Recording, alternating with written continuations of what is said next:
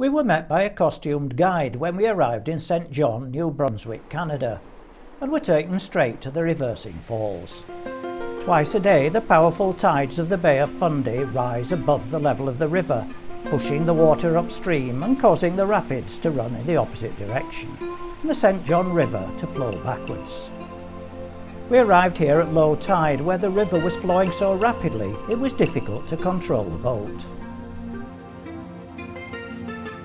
From here we drove the 25 miles to St. Martin's, a small village on the Bay of Fundy.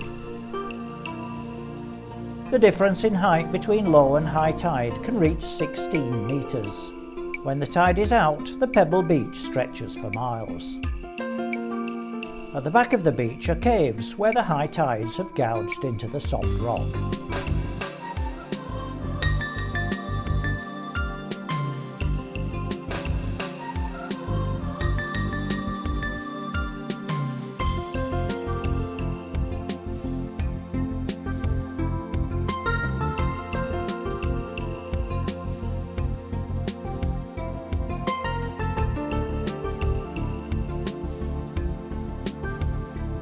St. Martin's was once the third most productive shipbuilding town in eastern Canada.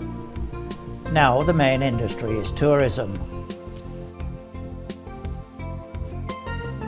Near the harbour are brightly coloured and decorated souvenir shops.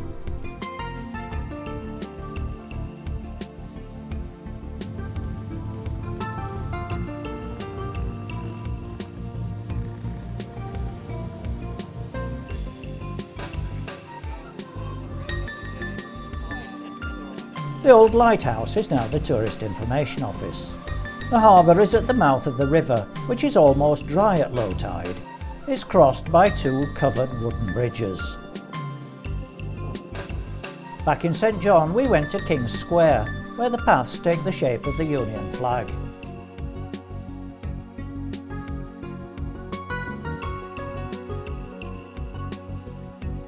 In the centre is the only two-storey bandstand in the whole of North and South America. Nearby is the city market, where there are both produce and craft stalls.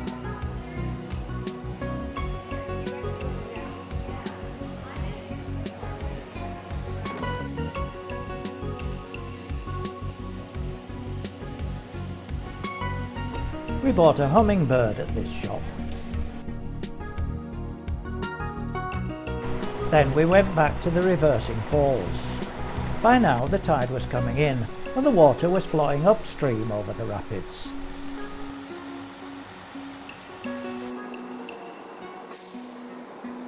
From here we should have gone to Sydney, Nova Scotia, but since it was fog-bound the visit was cancelled and we spent the next week at sea returning to Southampton.